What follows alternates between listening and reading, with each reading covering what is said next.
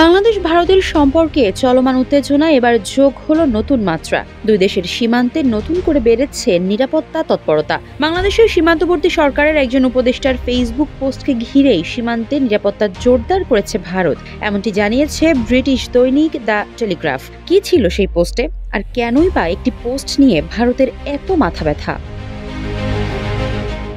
বাংলাদেশের চলমান পরিস্থিতিতে ভারত বাংলাদেশ আন্তর্জাতিক সীমানা এলাকায় নিরাপত্তা জোরদার করেছে নয়াদিল্লি। ভারতীয় সীমান্তরক্ষী বাহিনী বিএসএফ বাংলাদেশের সঙ্গে সীমান্তে এই নিরাপত্তা জোরদার করেছে বলে শনিবার ব্রিটিশ দৈনিক দ্য টেলিগ্রাফের প্রতিবেদনে জানানো হয়েছে। প্রতিবেদনে বলা হয়েছে, বাংলাদেশের অন্তর্বর্তীকালীন সরকারের একজন উপদেষ্টার ভারতের উত্তর পূর্বাংশকে বাংলাদেশের সঙ্গে সংযুক্ত করার হুমকি দেওয়ার পর সীমান্তের নিরাপত্তা জোরদার করেছে ভারত।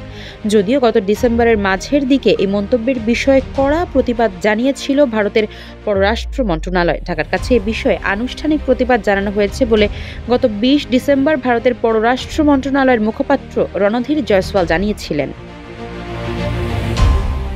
দিল্লিতে সাপ্তাহিক সংবাদ সম্মেলনে প্রতিবেশী বাংলাদেশের নেতাদের দায়িত্বশীল মন্তব্যের গুরুত্বের কথা স্মরণ করিয়ে দিয়ে সেদিন রণধীর জয়সওয়াল বলেছিলেন, নয়াদিল্লি সংশ্লিষ্ট সকলকে প্রকাশ্য মন্তব্য করার সময় দায়িত্বশীল হওয়ার পরামর্শ দিতে চায়। তিনি বলেন, তারা এ বিষয়ে বাংলাদেশি কর্তৃপক্ষের কাছে তীব্র প্রতিবাদ জানিয়েছেন। উল্লেখিত পোস্টটি ইতোমধ্যে মুছে ফেলা হয়েছে উল্লেখ করে তিনি বলেন, তারা সবাইকে মনে করিয়ে দিতে চান, জনসমক্ষে মন্তব্য করার সময় সংশ্লিষ্ট সব পক্ষকে আরও সতর্ক থাকা উচিত।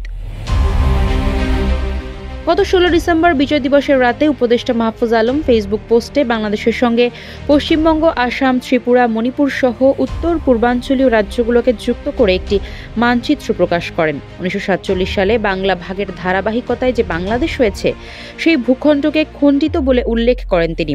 কয়েক ঘণ্টা পর পোস্টটি ডিলিট করে দেওয়া হয়। উপদেষ্টা মাহফুজ বা অন্তর্বর্তী সরকারের পক্ষ থেকে এ নিয়ে কোনো মন্তব্য করা হয়নি সে সময়। ওই পোস্টের সূত্র ধরেই পরে কড়া প্রতিবাদ জানিয়েছিল ভারত।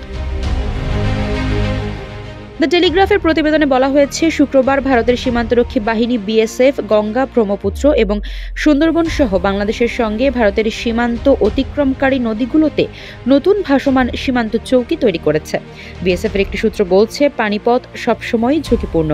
তারা সীমান্ত এলাকায় ২৪ ঘণ্টা টহল চালিয়ে যাচ্ছে। সেখানে অতিরিক্ত একটি ভাসমান ফাঁড়ি অবশ্যই তাদের সহায়তা করবে। এগুলো সময়ের প্রয়োজনেই করা হচ্ছে বলে জানিয়েছে তারা।